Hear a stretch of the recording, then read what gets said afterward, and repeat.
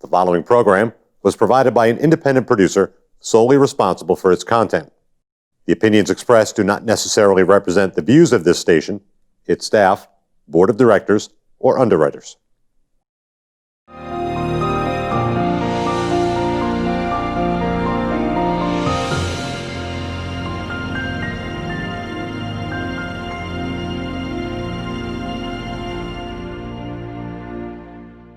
Hello, and help me welcome Kevin Scully. Kevin, you're running for representative of Ward 7. Ward 6 in Nashua. Excuse me, Ward 6. Yep.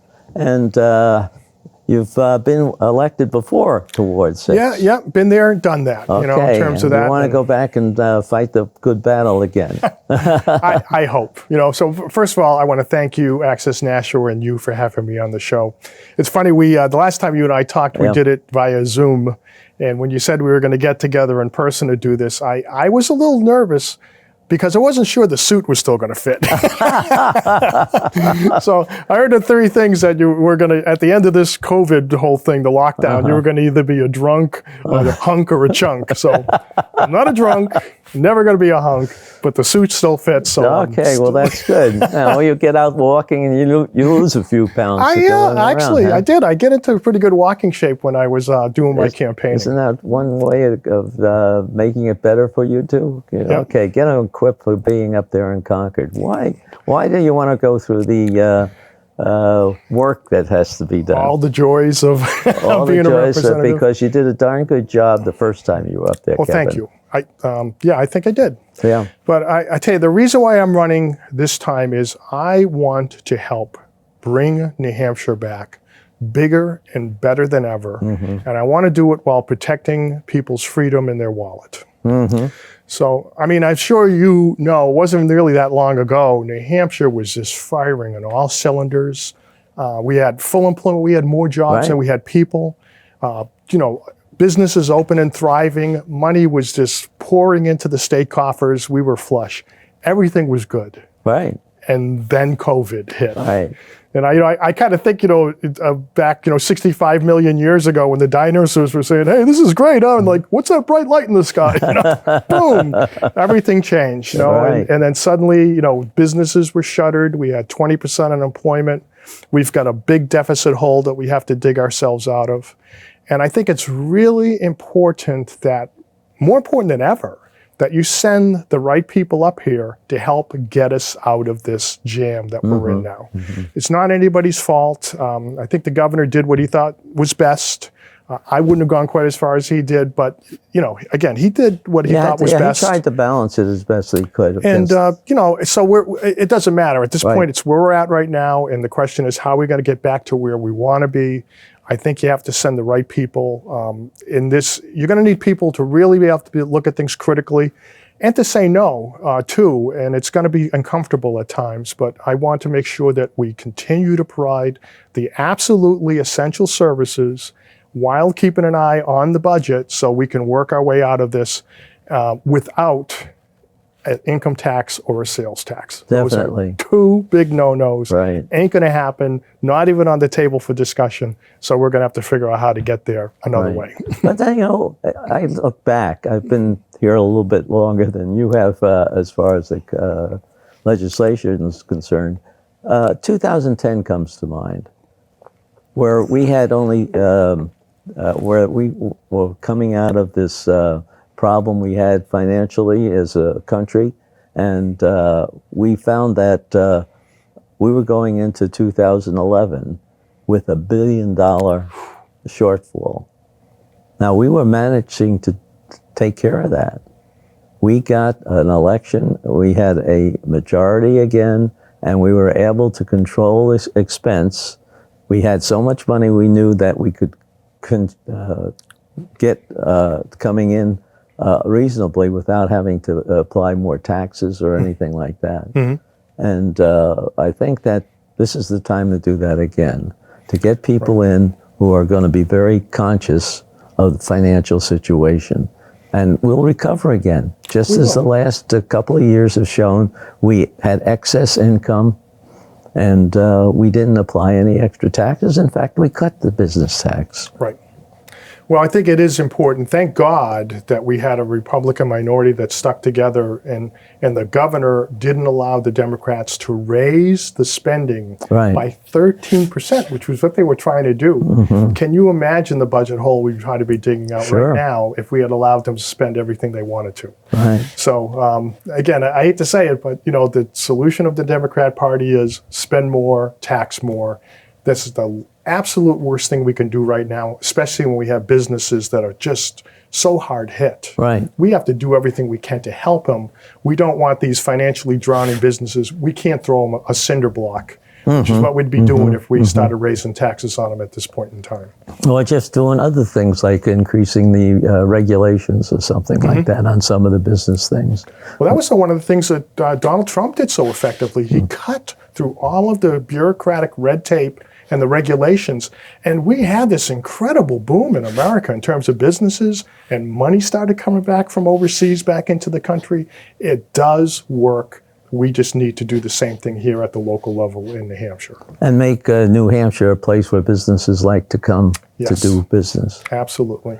Now, how did you look at that while you were serving up there? What were you involved in? I know you helped the people by the law that you had implemented on the penalty tax for late payers of the property tax.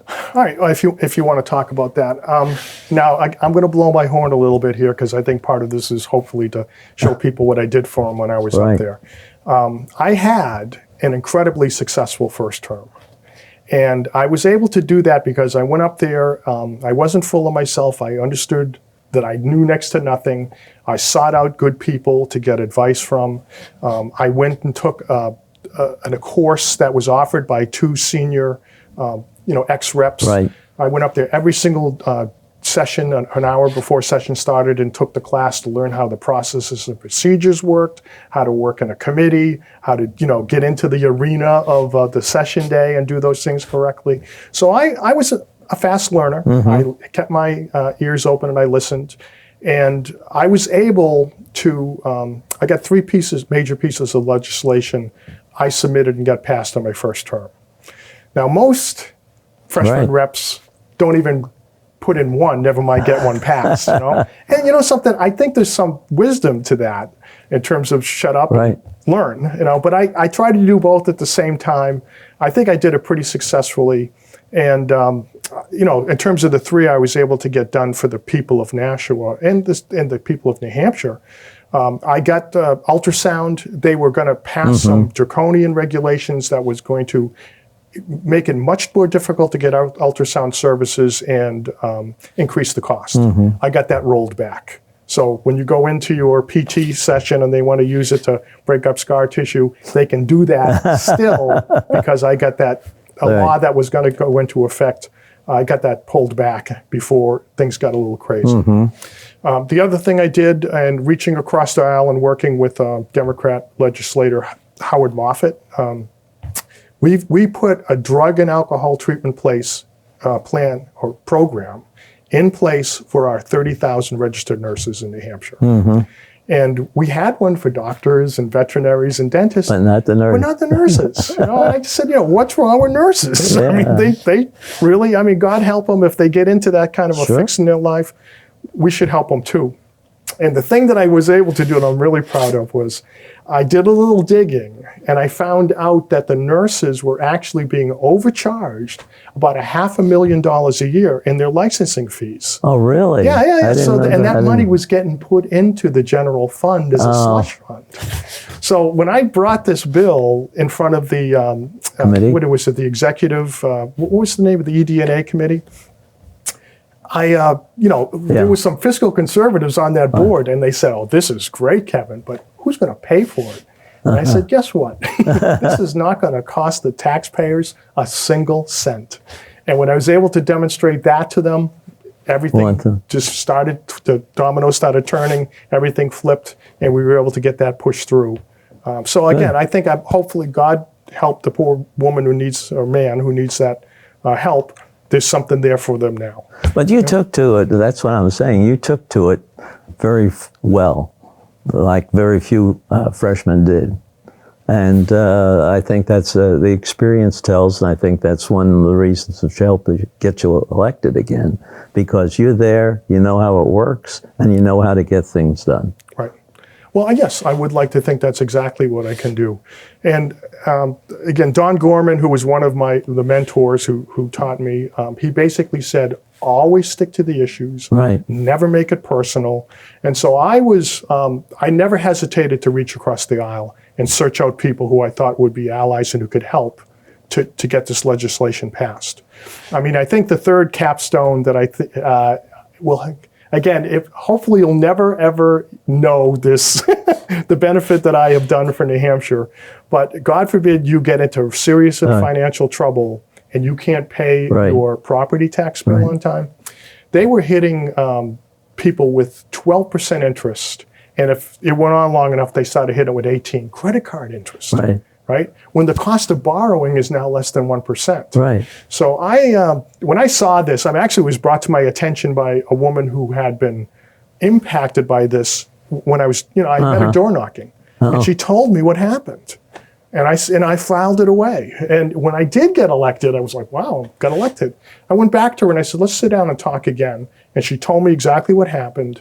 And I put together the legislation to get that fixed and brought down to a level that just was a lot less punitive. Wow. Now that's a whole story in itself, because I gotta have to tell you, there were very powerful interests aligned against me, because the cities and towns, boy, they loved that money. Oh yeah. Other people's money, and they didn't want to give it up. And I guess what bothered me the most was, again, who they were taking it from, which is the people who got into real financial trouble. They lost a job, they were ill, they people couldn't pay their bills. People who could really not afford that. Yeah, and most of these people, they weren't, unable to pay the bill because they were moral. Spending their money someplace else. Yeah. These were people who were in serious trouble, and here the cities and towns were jumping on them with both feet. Yeah. And the cities and towns all came, along with the New Hampshire Municipal Association, and testified against that bill.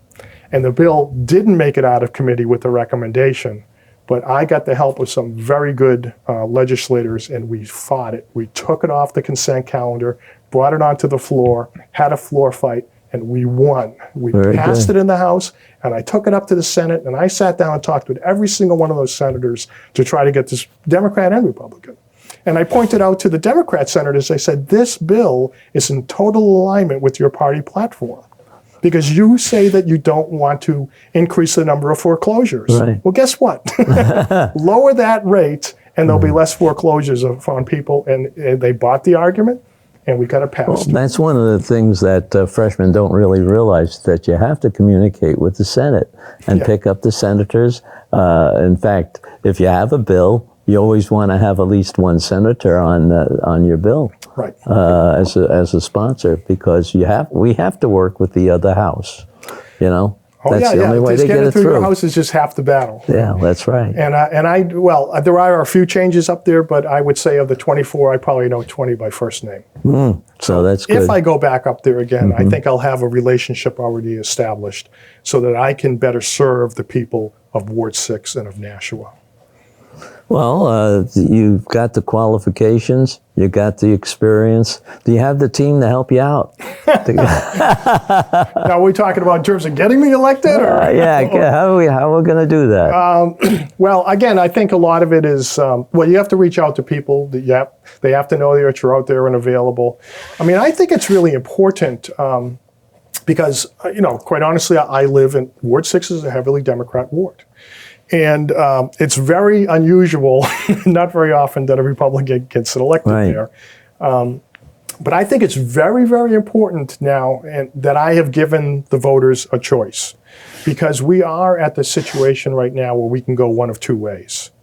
And I would say, if you want New Hampshire to become Massachusetts with a big spending government and high taxes, then vote for my Democrat opponents, because they're going to take us there.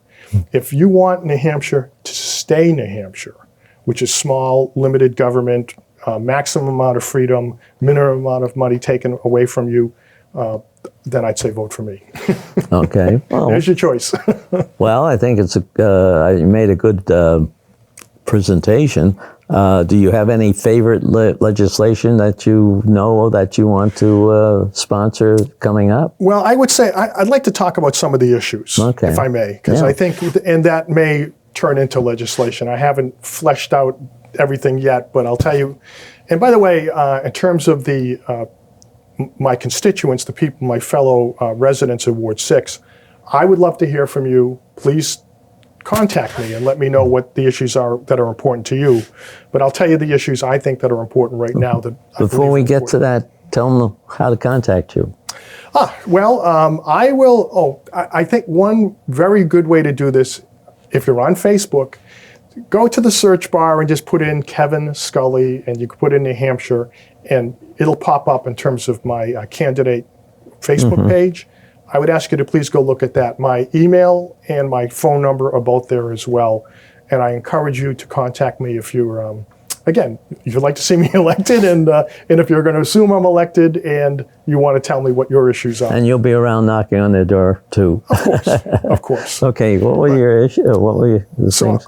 I think, well, in no particular order, I do think, again, and we touched upon this, we have to bring the economy back strong. And we really have to pay a special attention to helping the small businesses, because those are the locally owned ones. And that's the backbone of our middle class here in New Hampshire. And those small businesses generate a lot of jobs that help other people, take care of their family and pay their bills.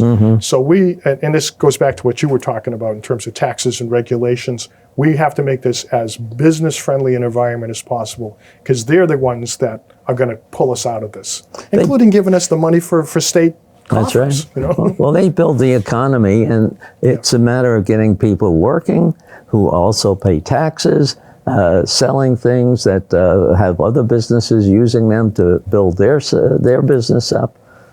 Everything sort of starts with the business who's developing some new products. That's right. Well, and that's an important thing. Not everybody thinks that way. Yeah. And I think it's important to get people who do, because they understand and value who the wealth creators are. And you treat the people who create the wealth nicely with respect. That's right. And it just works out that way. That's the starting point. And I mean, I would say no income tax, again, and every single session, the Democrats continue to trot out the income tax. Right now, they think their winning strategy is to create the Trojan horse of the Family Medical Leave Act. And that is a Trojan horse. What they really want is that income tax. And I'll tell you that's true, because when I was up there, they brought the income tax out. They said it was the Family Medical Leave. We presented a viable alternative of private insurance that everybody could tie into, including the employers, that wouldn't involve an income tax, and they voted it down. They're not interested in family medical leave. They want an income tax. They try to say it's just going to be a fee, and instead of a tax. And it was even worse. They were going to give control over the tax rate to an unelected bureaucrat. How about that? God. Not a good idea, Nashua. Don't let them do that. Yeah. So I'd say we're not going there. In terms of sales tax, and that's another one that's a perennial. People say, oh, but if we put a sales tax on, we can drop everybody's property tax. Please go look at what happened in Connecticut. They told them the same thing, and it didn't work. New Jersey also, and what people have to remember too is that our business model in New Hampshire is built on that New Hampshire advantage of no sales tax. I would say probably 40% of the businesses done on the local communities like Nashua are from out of state, like from Massachusetts. As soon as you put 1% sales tax on there, people aren't going to get in their cars anymore and drive north. Instant drop in business activity, instant drop in business revenue. And if you're a homeowner or a business owner in Nashua, guess what's going to happen to your property taxes? Because that's the only other place they're going to get it from. That's the only other place they can go. Yeah. So if you destroy our business base, they're coming after you, property tax owner. So no, no. Nashua, please listen. The other thing, I think school choice is a big issue. Good. And I think it's funny, I think this whole COVID issue has really brought to fore the importance of not having an educational monopoly. Because right now, the public school system has decided it's shut down. They may open up again, but if that's the only place you can go and all of our tax dollars are being put into that one place, you are literally held hostage to a monopoly. So I want to see, I want as much educational freedom as possible. From my perspective, public education means collecting public dollars and letting it go to the child and the family where they can spend it best. Because after all, isn't that what we're trying to do? Educate individual children? You know, I have no loyalty to a brick and mortar building. I want to make sure that our dollars are spent to educate the next generation as best we can. And I think educational choice is the best way to do it. I think that the variety is what we need to make the people comfortable with the type of education that is working with their child. They know the child better, sometimes better than the teachers know them.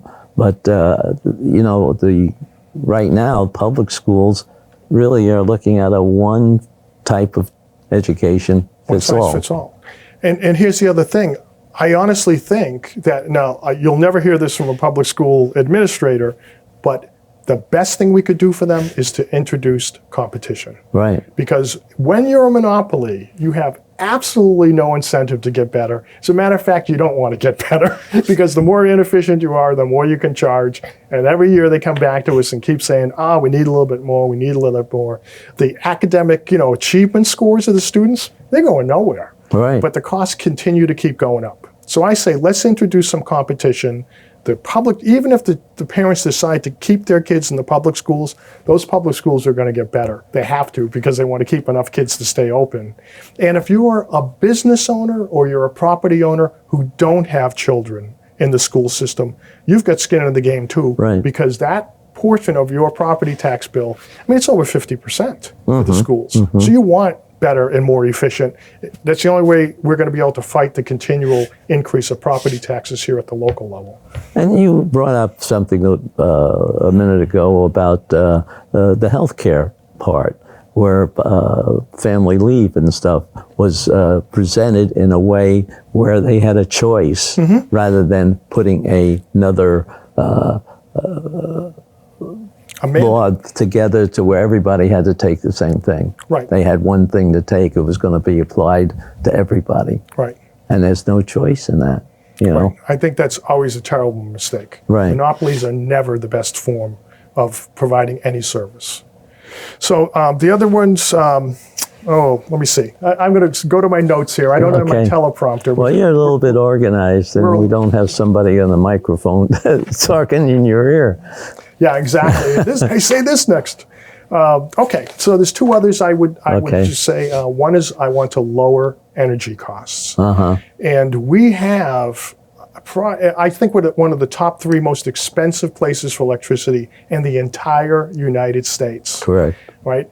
If you start increasing the cost of energy, that is a regressive tax that hits the poor the hardest, because that's more of their disposable income has to go to something that you absolutely have to have. Right. I mean, you need a fridge running, you gotta have lights on at night. Everybody needs electricity. I want to try to make it as inexpensive as possible. So there's been a big push for, towards green. I'm saying green is expensive. Green is unreliable. The wind don't always blow, the sun don't always shine. Stop pushing us down a direction of less reliable energy that has higher cost. Let's get the cost as cheap as possible, because it not only helps poor people, but it helps our manufacturers. Right. I mean, Sig Sauer had a choice of putting 1,500 new employees in New Hampshire or Arkansas. They went to Arkansas. We lost 1,500 jobs, and they said it was because of our electric costs were too high. Let's fix that. And then finally, I guess in terms of the issues I would want to talk about, Nashua is a very safe place to live. Isn't that wonderful?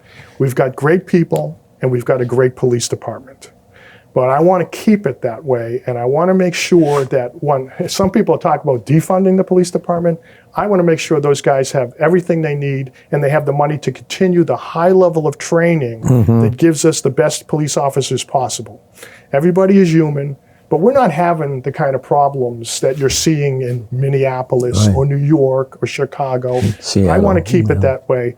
I want to keep safe communities. Right. Let's work on that. Let's respect each other. Let's cherish our police officers. Let's make sure that they have what they need. Because at the end of the day, if you're not safe or feel safe when you walk out the door, what kind of way is that to live? So I want to try to do something about that also.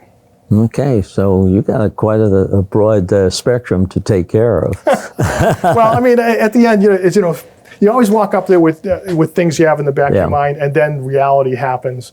You have to work on your feet. Other issues will come to the fore. I think I am good in terms of budgeting my time. I spent a lot of time up there too, a lot more than a lot of legislators, because I felt it was necessary. I'll spend the time necessary to get the job done on behalf of the You got to build groups to follow what your lead is on a lot of this legislation. Right. And I think you've done a good job in the past, and you should be doing it again. I mean, you know a lot of the people already. Oh, I do. Which makes you, I think I'm respected. And at the end of the day, it's most important to be respected, and people know that I will talk to anybody. Let's stick to the issues. I will work with anybody to do good. I will work with nobody to do bad. So that's that's a good motto. Frederick Douglass. Oh, is it? Yeah. Very good. Yeah. So I guess if I can, sum it up, I'm reliable. I'm effective. There is no learning curve. I understand how the whole process works. If you send me back up there, Nashua, I will do the absolute best I can for you to be your representative, represent you well, get it all done. If you work with me and send me back up there as your representative, I will make sure that together we live free and thrive. There you go. Thank you very much for the time, and we'll have you back again right after the primary. Okay? Thank you. Sounds great. Courage. All right, take care. The preceding program was provided by an independent producer solely responsible for its content. The opinions expressed do not necessarily represent the views of this station, its staff, board of directors, or underwriters.